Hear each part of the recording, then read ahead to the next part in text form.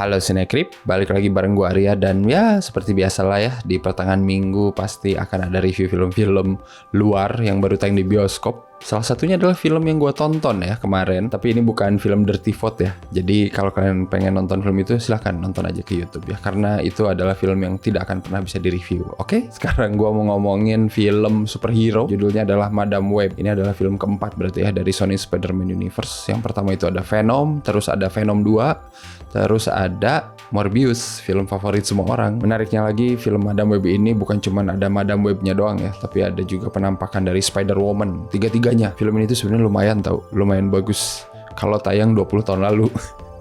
Asli, gue nonton itu kayak deja vu asli. Beneran, seperti kekuatannya Madam Web. Gue juga deja vu nonton ini kayak film-film tahun 2000-an.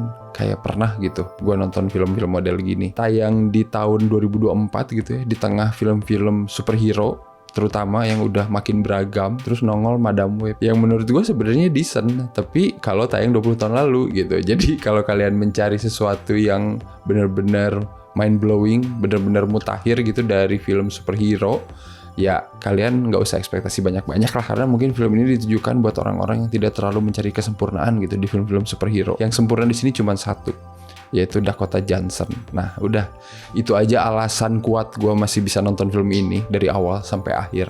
Asli, bayangin kalau nggak ada Dakota Johnson apa yang terjadi. Ceritanya di sini Dakota Johnson jadi Cassandra Webb, udah jadi anggota paramedis gitulah, kayak di film ambulansnya Michael Bay gitu kan. Di tahun 2003 nih sekarang timelinenya. Ini menarik nih karena kualitasnya pun seperti itu. Jadi jangan-jangan ini emang beneran meta ya, beneran sengaja ini dibikin kayak gitu karena biar kita balik lagi gitu ke masa itu. Bagus juga nih ya idenya Sony. Long story short, si Cassandra Webb ini sadar kalau dia punya kekuatan untuk bisa melihat masa depan meskipun cuma sekilas gitu ya. Sampai akhirnya takdir mempertemukan dia sama 3 cewek yang nanti bakal jadi Spider-Woman. Dan 3 cewek ini lagi diburu sama salah satu penjahat yang dulu temen ibunya, yaitu Ezekiel Sims. Ya udahlah, dari situ kita bakal nonton film-film ala Next-nya Nicolas Cage ya. Tahu nggak film itu? Cobain deh nonton ya. Ya benar-benar gitulah.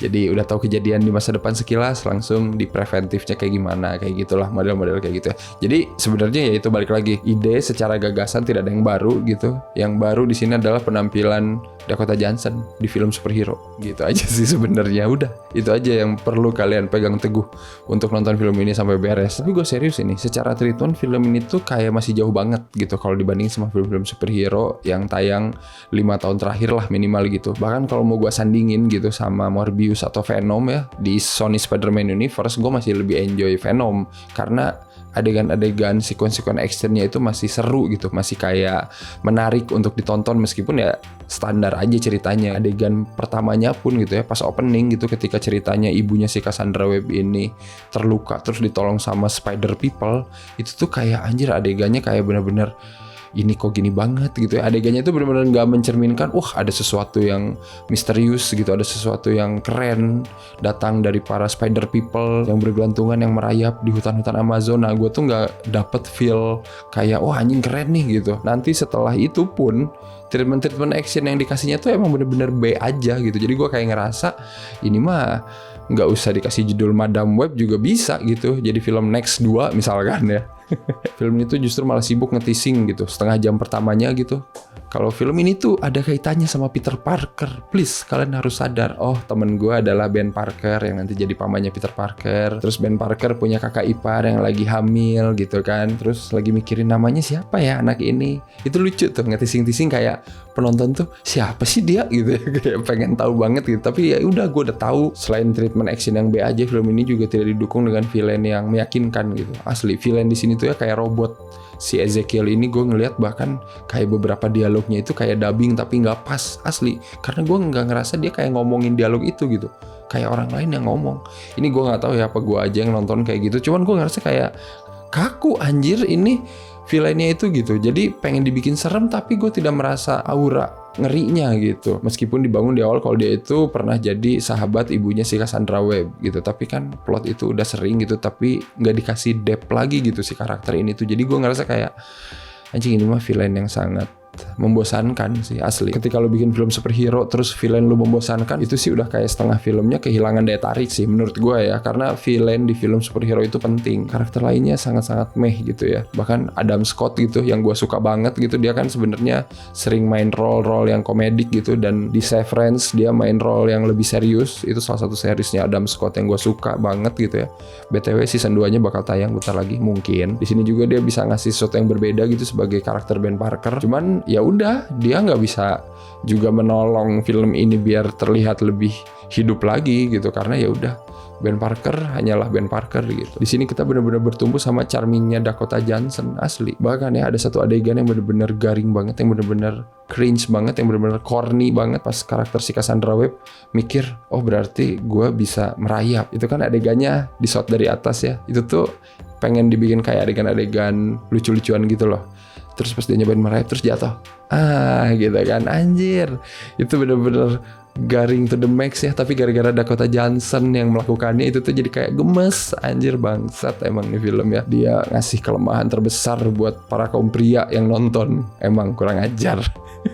Asli, itu kalau bukan Dakota Johnson, itu adegan kayak anjing apa ini maksudnya. Selain itu juga storytelling film ini kayak digampangin banget sih. Kayak misalkan pas pertama kali si Cassandra Webb ini gitu ya mengkonfrontasi si Ezekiel pas mau ngebunuh 3 Spider-Woman ini gitu kan, mereka kabur bersama-sama gitu kan, pakai taksi curian, terus mereka kabur ke hutan. Terus dari situ si Cassandra bilang ke 3 cewek ini gitu kan, udah kalian diam dulu di hutan 3 jam aja ya, ntar gue balik lagi. Anjing men, bangsat banget.